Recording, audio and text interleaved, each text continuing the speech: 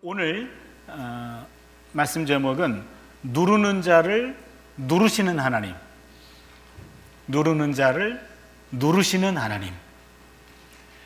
아모스 2장 4절부터 16절까지 말씀인데요, 시간 관계상 6절부터 16절까지만 읽었습니다.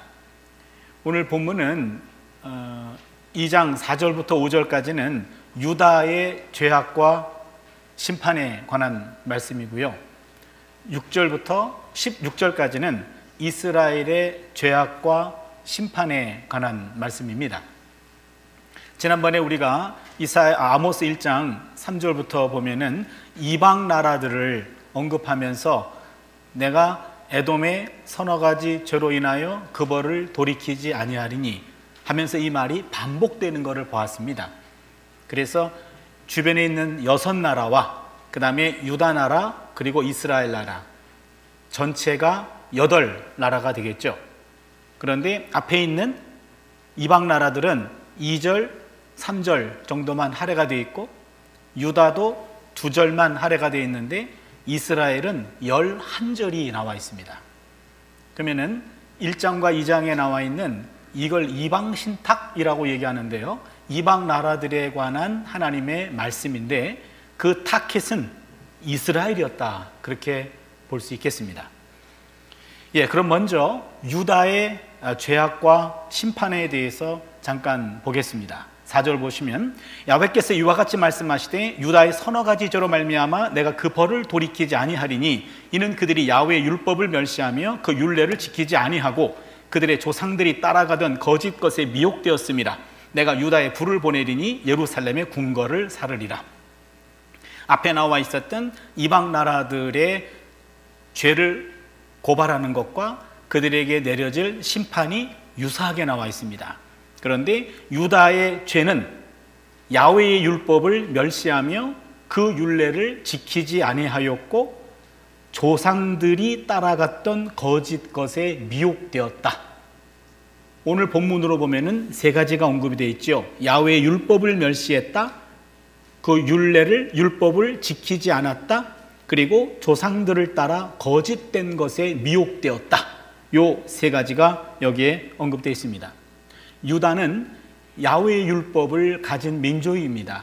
그러니까 하나님을 알고 하나님을 믿고 그리고 하나님으로부터 율법을 받은 그런 민족입니다.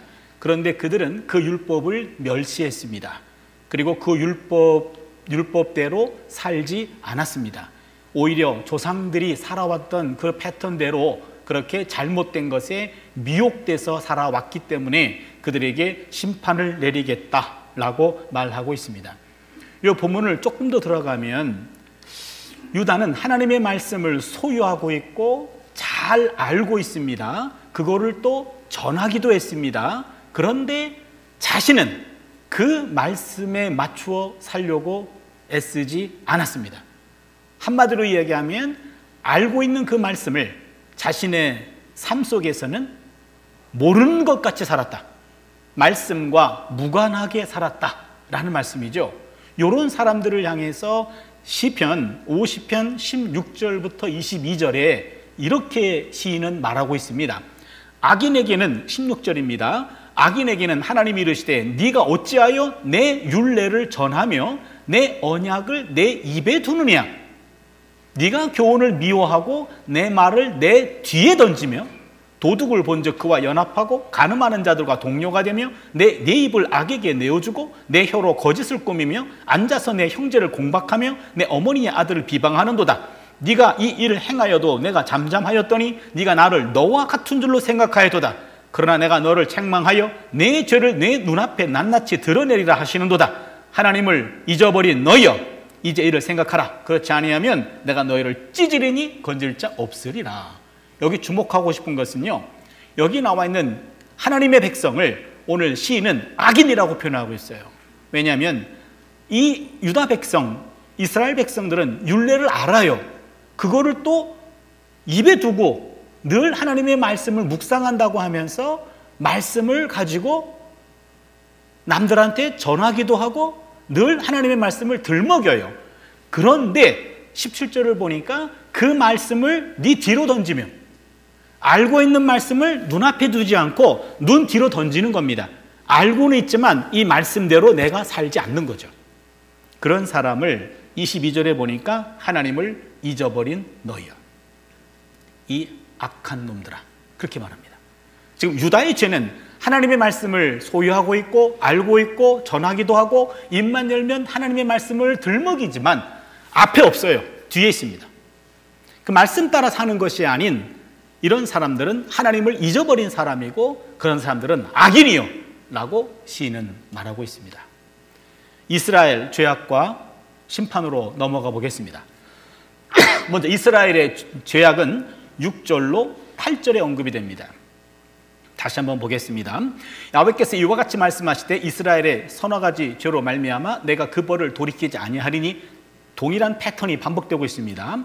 이는 그들이 첫 번째 은을 받고 의인을 팔며 신 한 켤레를 받고 가난한 자를 팔며, 첫 번째 죄악입니다. 두 번째, 죄 없는 자의 머리를 티끌 머릿속에 발로 밟고 연약한 자의 길을 굽게 하며 두 번째입니다. 세 번째는 아버지와 아들이 한 젊은 여인에게 다녀서 내 거룩한 이름을 더럽히며, 세 번째죠. 네 번째, 모든 제단 옆에서 전당 잡은 옷 위에 누우며 그들의 신전에서 벌금으로 얻은 포도주를 마시미니라. 네 가지 죄악이 언급됩니다.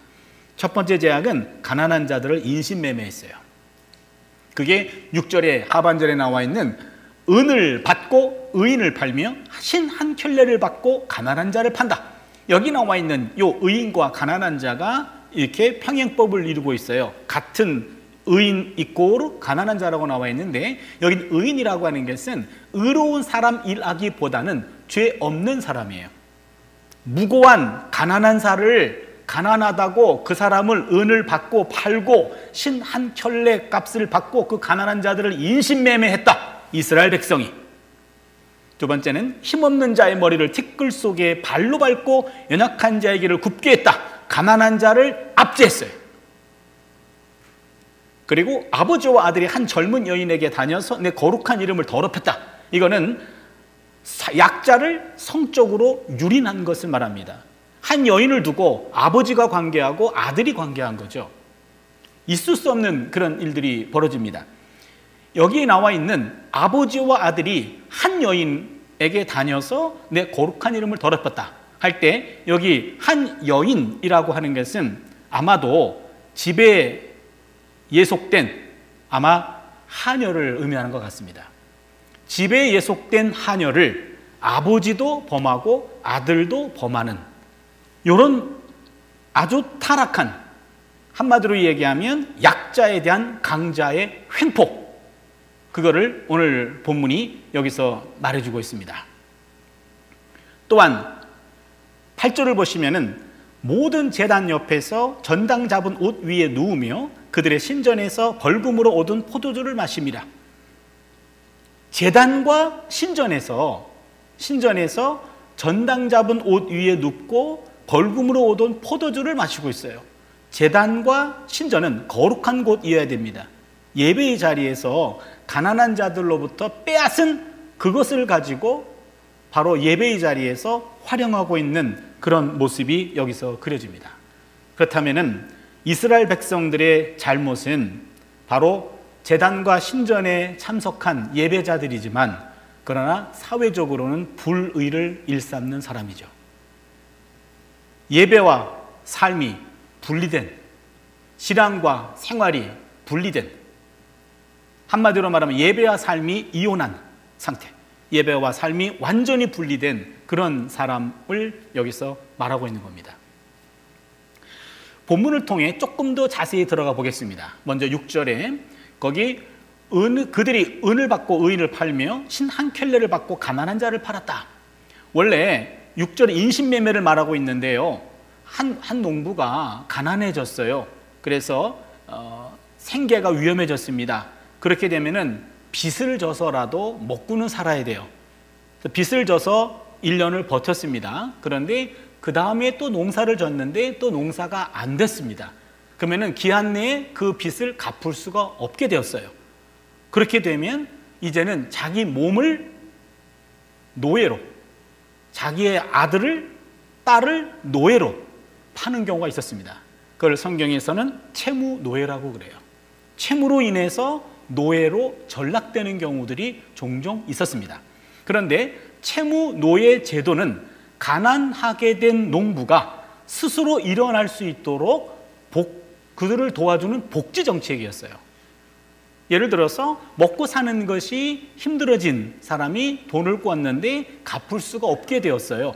그러자 우리 집에 있는 아들 하나를 당신 집에 몇 년 동안 노예로 보낼 테니 그를 먹여주고 재워주고 그 다음에 그의 노동력으로 그 빚을 대신합시다. 그렇게 해서 6년 동안을 그 집에서 일을 도와주면 풀어주게 되어 있습니다. 그게 신명기 15장 12절 이하에 나와 있습니다. 내 동족 히브리 남자나 히브리 여자가 네게 팔렸다 하자 만일 6해 동안 너를 섬겼거든 7째 해에 너는 그를 놓아 자유롭게 할 것이며 그를 놓아 자유하게 할 때에는 빈손으로 가게 하지 말고 내 양 무리 중에서와 타작 마당에서와 포도주 틀에서 그에게 후히 줄지니 곧 내 하나님 야훼께서 내게 복을 주신 대로 그에게 줄지니라. 여기 나와 있는 신명기법에 나와 있는 이런 노예, 채무노예법은 그들을 노예로 삼으라는 데 초점이 있는 것이 아니라 그렇게 힘든 사람은 6년 동안 집에서 데려와서 거기서 잠을 재워주고 먹여주고 그 다음에 그의 노동력을 통해서 6년 동안 노동력으로 빚을 갚고 그 다음에 6년 동안의 노동력이 오버가 된 경우는 그것들을 계산했다가 6년 후에는 그에게 두둑히 주어서 다시 보내라 이런 거였습니다.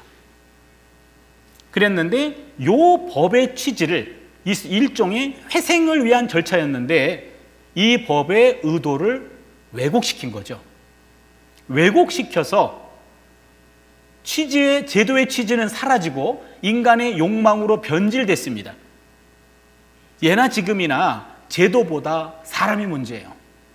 제도보다 사람이 중요합니다. 그 제도를 운영하고 제도를 핸들링하는 사람의 자세에 따라서 취지가 살기도 하고 왜곡되기도 하는 거죠.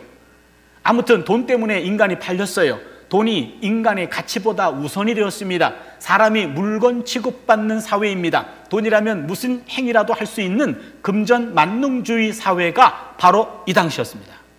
물질을 신처럼 생각하고 인간의 배를 하나님으로 섬기는 사회에서 하나님의 심판의 시계는 점점 그 속도를 높여갈 수가 없게 된 거죠.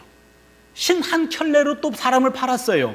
신 한 켤레라는 말은 매우 적은 양의 빚진 돈을 가리키는 말입니다. 아주 적은 양의 돈이라 할지라도 바로 그것 때문에 억울하게 사람들이 팔려나가는 바로 이스라엘 사회의 잘못을 여기서 아모스는 지적하고 있습니다. 7절을 보시면 힘없는 자의 머리를 티끌 먼지 속에서 발로 밟고 연약한 자의 길을 굽게 하며 이 약한 사람들을 완전히 공개적으로 억압하고 멸시하는 그런 풍조가 있었습니다. 아버지와 아들이 한 젊은 여인에게 다녀서 내 거룩한 이름을 더럽히며 여기 보니까 아까 말씀드렸듯이 집에 속한 일종의 채무 노예로 온 남의 딸을 6년 동안 먹여주고 재워주고 그리고 그에게 노동력을 통해서 빚이 탕감되고 나머지 것들은 나중에 모아서 그에게 줘서 자유인으로 보내야 돼요. 그런데 그 어간에 그 아버지와 아들이 한 여인을 성적으로 겁탈하고 있는 그런 상황을 여기서 말하고 있습니다.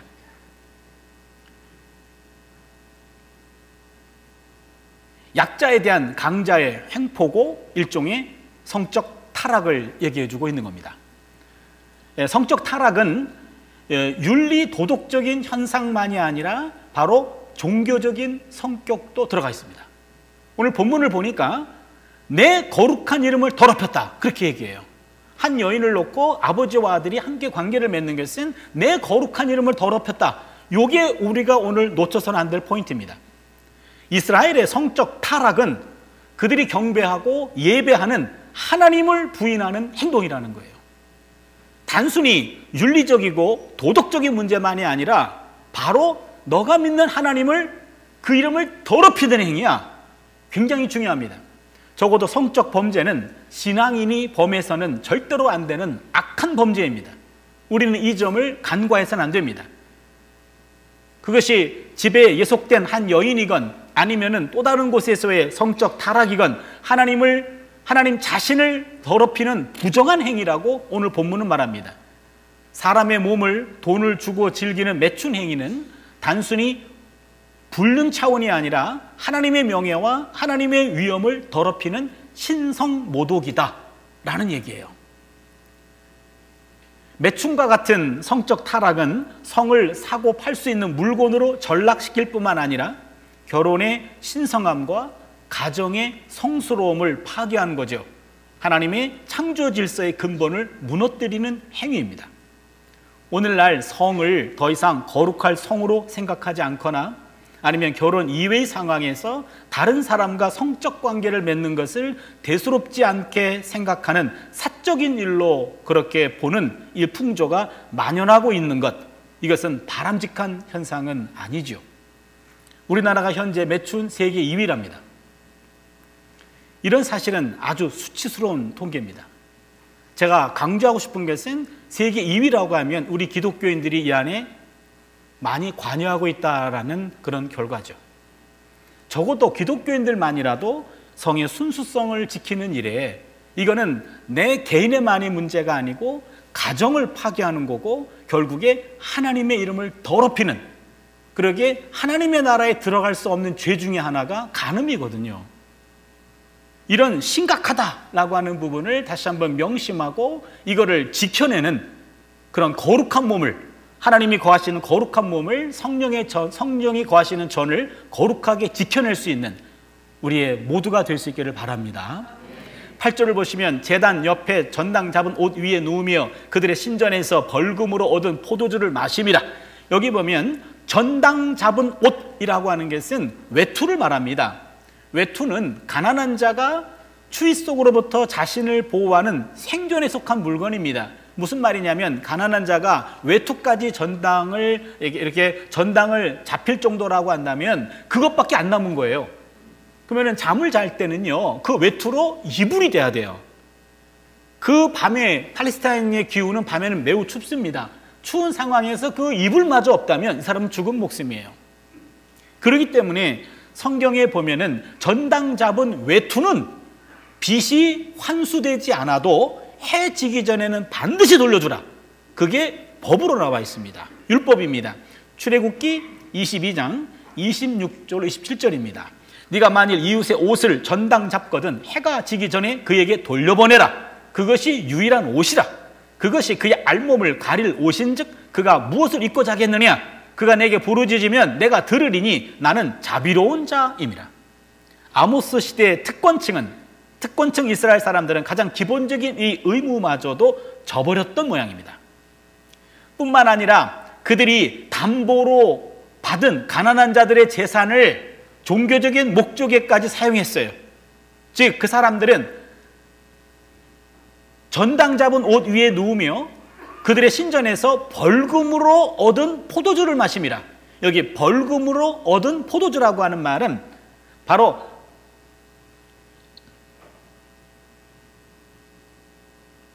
가난한 자들에게서 일종의 몰수하거나 혹은 가난한 자들로부터 몰수했던 것을 가지고 산 포도주나, 요 두 가지 중에 하나라고 얘기할 수 있는데요.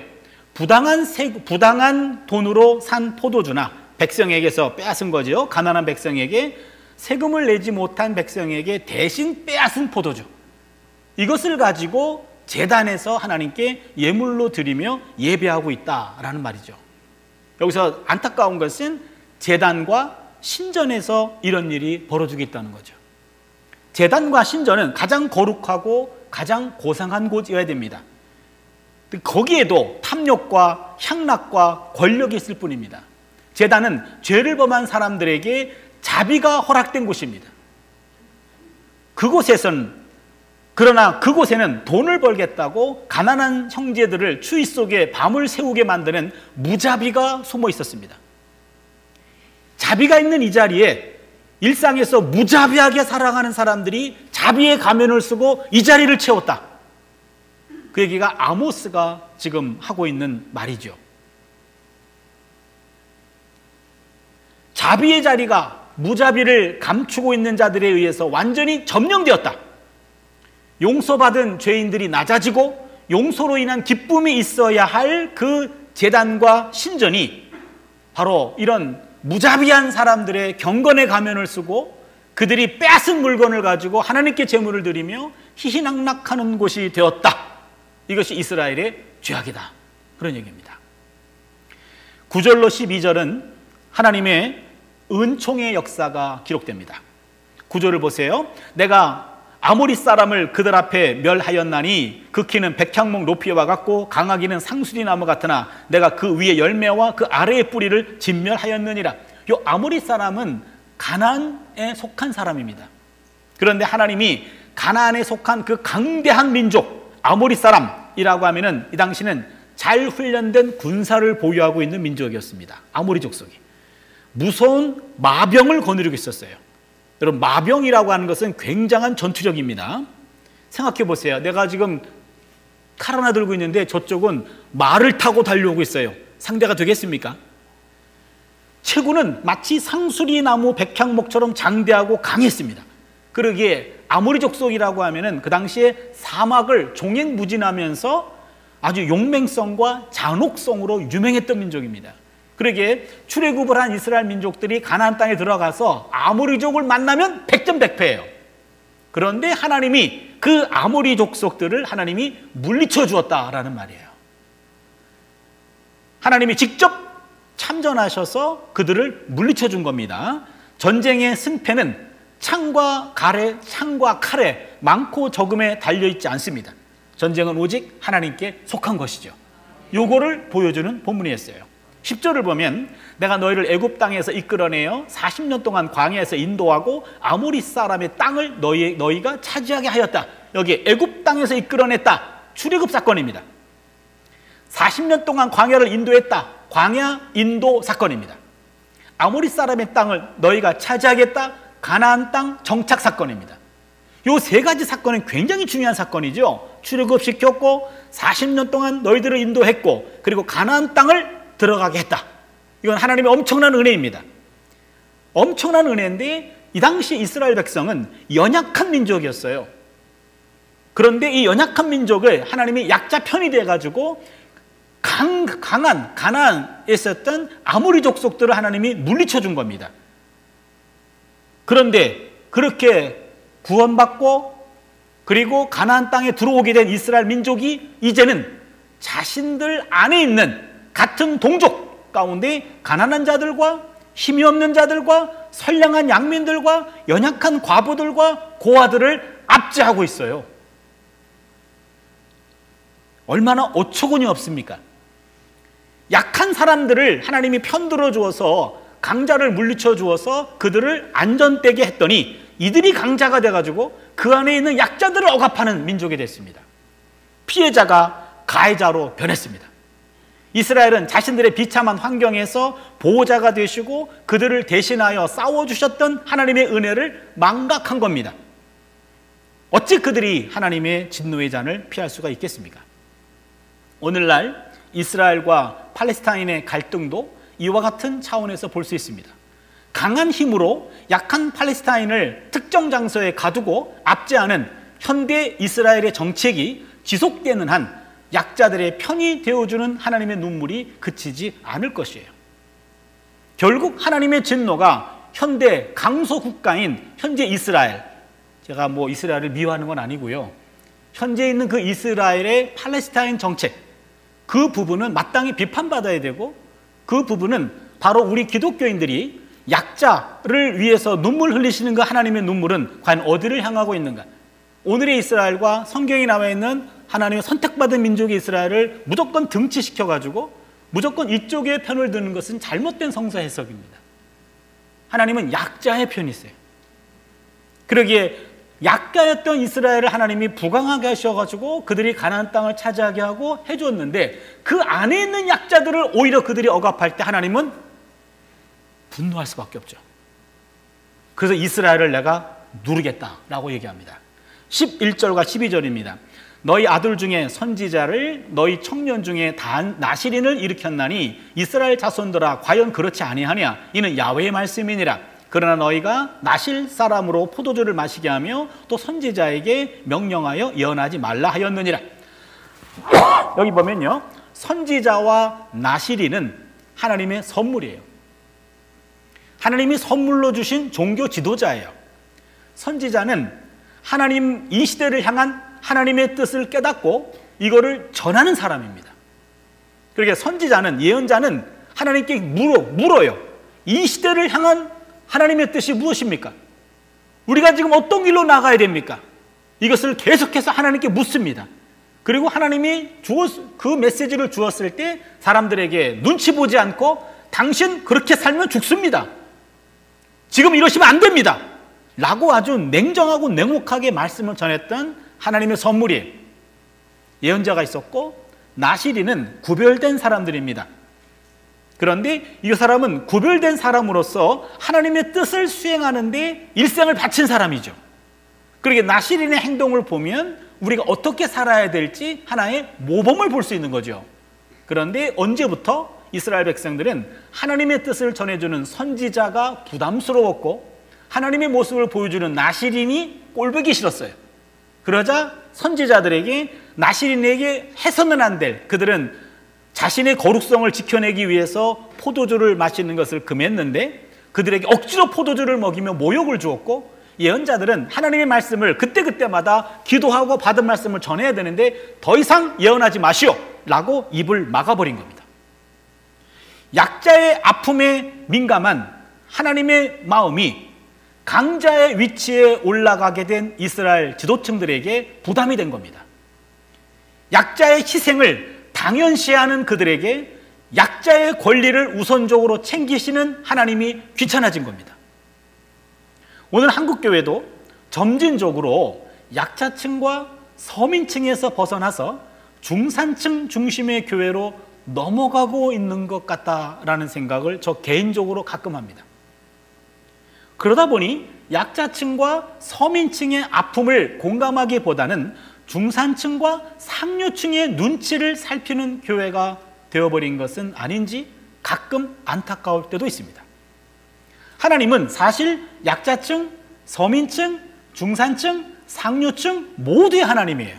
맞습니다. 모두의 하나님이에요. 그러나 약자의 생존권과 강자의 재산권이 부닥칠 때 우리 하나님은 생존권에 손을 들어주시는 분입니다.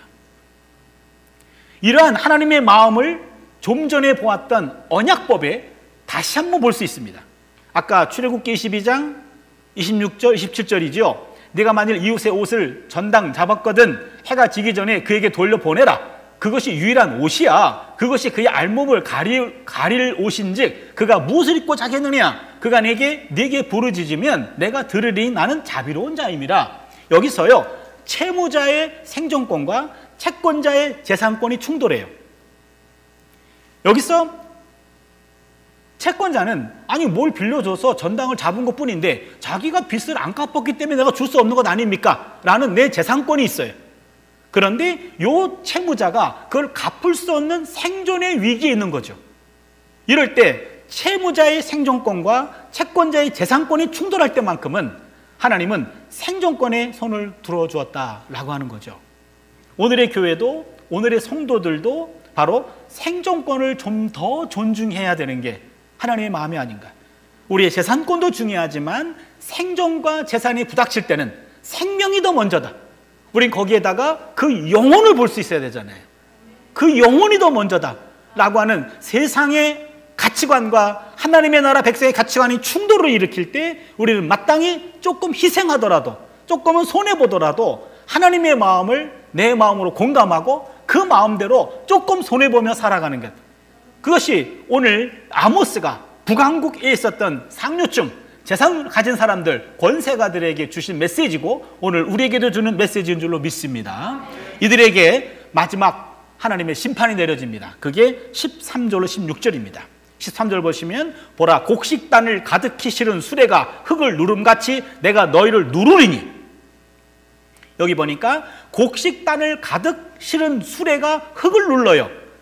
내가 너를 누르리라. 하나님께서 누르겠다는 말이에요. 짐을 가득 실은 수레가 그 바퀴로 부드러운 지면을 눌러 쪼개는 것 같이 우리를 누르겠다, 이스라엘을 눌러버리겠다, 하나님의 심판을 얘기하고 있습니다.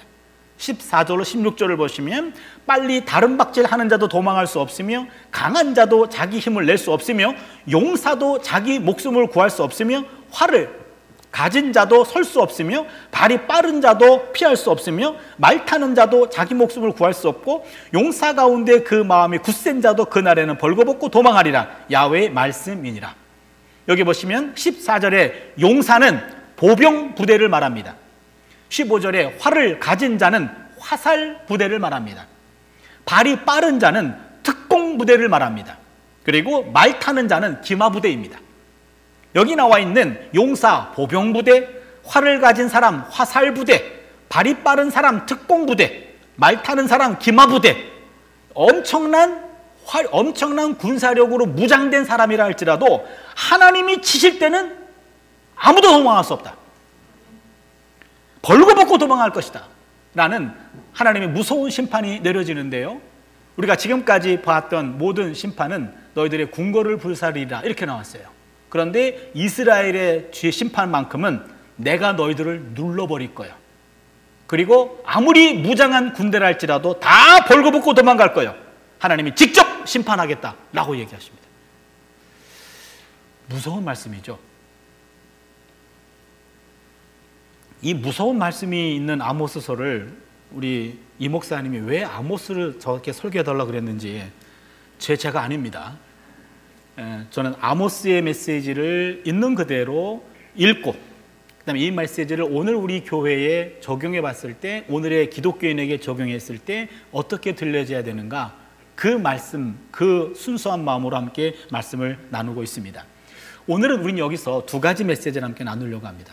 첫 번째 메시지는요, 이방인은 언약이 아니라 양심으로 하나님이 판단한다 라고 하는 대목이에요.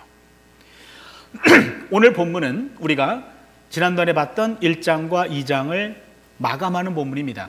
1장과 2장은 이방 6나라와 유다, 이스라엘, 토탈 8나라에 관한 하나님의 고발과 심판이었어요. 그랬는데 여기 보면 이방 나라들에 대한 하나님의 심판을 볼 때 거기 보면 이방 나라들의 죄악은 종교적인 죄가 아니었습니다. 언약을 파기했다, 하나님 말씀을 어겼다, 이런 말씀 없어요. 왜냐하면 이방 나라들은 언약 백성이 아니기 때문에 그래요. 이방 나라들은 언약을 모르기 때문에 그렇습니다. 이방 나라들이 지은 죄는 다시 한번 생각해 볼까요?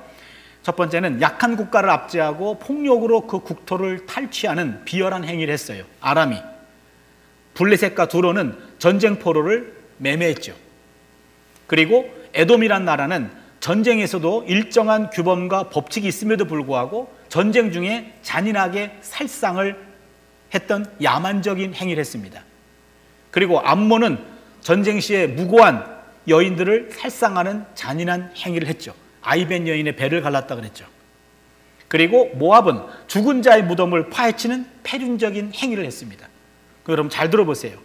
6나라, 이방 나라에게 지목된 죄악과 유다와 이스라엘에게 적용된 기준이 달라요.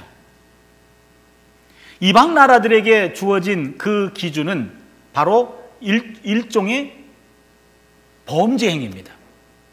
언약을 위반했다 이런 거 아니고 그냥 범죄 행위입니다. 우리는 하나님과 언약 관계에 있지 않는 비기독교인과 타 종교인이 우리 하나님과 예수 그리스도를 믿지 않는다고 무조건 정죄해서는 안 됩니다. 이들에게는 하나님과의 직접적 관계가 아닌 간접적 관계 안에서만 평가돼야 됩니다. 하나님과의 언약 관계는, 여러분 잘 들으세요, 우리는 언약을 맺은 관계입니다. 하나님은 나의 하나님이고 나는 하나님의 백성입니다. 여기 언약이에요. 여러분, 나는 언약 맺은 적 없는데? 그런 표정인데요 지금? 여러분이 지금 예수 그리스도를 나의 주로 고백하고 믿는 순간 하나님은 나의 하나님이고 난 하나님 백성입니다, 이것에 도장을 찍은 거예요. 사인한 거예요. 이게 언약 백성이에요. 그리고 항상 우리는 언약 안에서 우리 삶을 조명해야 돼요. 언약 백성입니다. 그런데 이방 민족들은, 하나님을 모르는 사람들은 언약 백성이 아니란 말이에요. 우리는 언약 백성이기 때문에 언약인 하나님의 말씀을 기준 삼습니다. 그러나 언약 백성이 아닌 비신자들과 타 종교인들은 보편적인 인간의 양심이 기준이 된다라는 말씀입니다. 로마서 2장 14절 15절입니다. 율법 없는 이방인이 본성으로 율법의 일을 행할 때에는 이 사람은 율법이 없어도 자기가 자신에게 율법이 되나니 이런 이들은 그 양심이 증거가 되어 그 생각들이 서로 혹은 고발하며 혹은 변명하여 그 마음에 새긴 율법의 행위를 나타내느니라. 바로 양심이 바로 그들의 율법이다, 그런 얘기입니다. 예수를 안 믿는 사람들을 예수를 안 믿는다는 이유 하나만으로 정죄해서는 안 됩니다. 예를 들어서 예수 안 믿는 사람들은 모두 지옥 갈 사람들이요 라고 속단하고 정죄해서는 안 됩니다. 법당에 들어가서 불상을 파괴하고 난동을 부려서도 절대로 안 됩니다. 예수 천당 불신 지옥이라는 캐치프레이즈도 일반인들에게 호감보다는 불쾌감을 주기 쉽습니다. 그런 면에서 선교적인 행위임에도 불구하고 오히려 반선교적이에요. 무례한 전도는 아니함만 못합니다. 좀 더 예의 바른 전도와 선교가 요청되지 않을까요? 항상 조금 더 한 번 더 생각해 본다면 무례함이 아니라 예의를 갖춘 선교적인 방법을 모색해야지 그냥 내가 옳고 저 사람들은 틀리기 때문에 내 방식대로 무조건 얘기하는 것은 그것이 선교의 열정적인 모습으로 보이긴 하도 그러나 선교적인 효력이나 그런 것들은 더 반선교적이 될 수 있는 역효과가 나오지는 않을까. 예수 믿는 사람들은 우선 너나 예수를 잘 믿어야 됩니다. 남을 우리가 믿는 기준으로 판단해서는 안 됩니다. 우리와 남의 기준은 다를 수 있습니다. 우리의 기준을 남에게 강요해서는 안 됩니다. 내 기준으로 남을 판단하고 정죄하지 말아야 됩니다. 바로 오늘 이방신탁에서 이방인과 유다 이스라엘을 판단하는 기준이 다르다라고 하는 점에서 오늘 우리가 바로 언약 백성으로서 언약 백성이 아닌 자들을 어떻게 대해야 될까 한번 생각해 보는 시간이 되었으면 합니다. 두 번째 메시지는요, 약자를 외면하면 하나님께도 외면당합니다. 다른 말로 하면 약자를 누르면 하나님이 우리를 누를 겁니다. 오늘 본문을 보면 앞에 나와 있었던 6나라에 대한 메시지는 국제 정치에 관한 관심을 보여주었습니다. 그런데 이스라엘에 관한 메시지는 약한 자들 개개인에 대한 하나님의 관심을 보여주었습니다. 앞에 있었던 이방 나라들은 전쟁 시에 발생된 반인륜적인 행동이었습니다. 그런데 이스라엘 나라는 평화 시에 있었던 일이에요. 더 나쁘다고 얘기해요. 이방 국가들은 자국민이 아닌 타국민에 대해서 만행을 저질렀습니다. 그런데 이스라엘은 자국민에게 만행을 저질렀어요. 이스라엘의 죄악은 강자가 약자를 돌보지 않고 착취하는 것에서 비롯되었습니다. 돈이 좀 있는 사람들은 돈 없는 자들이 빚을 지고 그 빚을 상환하지 못하자 기다렸다는 듯이 그들의 가족을 채무 노예로 전락시켰고 더 큰 이익을 위해서 채무 노예를 팔아넘기기도 했습니다. 권세자들은 힘 없는 자들을 무시했고 괄시하고 모욕을 주었습니다. 힘 있는 자들에 의해서 인격 살해가 마구 자행되었습니다. 억울함을 풀어주어야 할 재판관도 돈이 안 되는 약자들에게는 관심조차 없었습니다. 돈이 없는 약자들은 돈에 매수된 법정에서 아무런 보호를 받지 못했습니다. 온통 사회가 성적으로 타락했습니다. 집의 메인 힘없는 여자 하인을 아버지와 아들이 상습적으로 성적으로 유린했습니다. 가난한 자들의 담보를 돌려주지 않고 그것을 예배 때 사용하는 뻔뻔한 예배자들도 있었습니다. 세상은 말할 것도 없고 가정에서도 그리고 교회에서도 약자들은 철저히 외면당했습니다. 그러나 약자가 외면당하는 자리에 하나님이 설 자리는 없습니다. 약자를 외면하면 하나님을 적으로 만드는 겁니다. 약자를 외면하고 누르는 자에게 하나님 말씀하십니다. 아모스 2장 13절 보라 곡식 단을 가득히 실은 수레가 흙을 누름같이 내가 너희를 누르리라.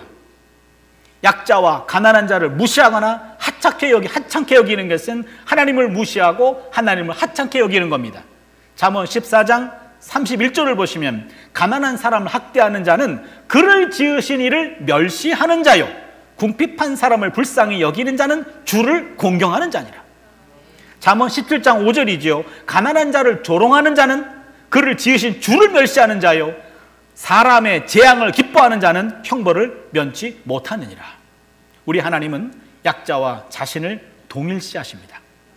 약자에게 한 것은 곧 하나님에게 한 것이 되죠. 바로 예수님의 말씀에서도 이것이 강조가 됩니다. 마태복음 25장 40절입니다. 임금이 대답하여 이르되 내가 진실로 너희에게 이르노니 너희가 여기 내 형제 중에 지극히 작은 자 하나에게 한 것이 곧 내게 한 것이니라. 야고보서 1장 27절도 참된 경건은 우선 고아와 과부를 돌보는 것, 가난한 자를 보살피는 것이라고 말합니다. 야고보서 1장 27절이죠.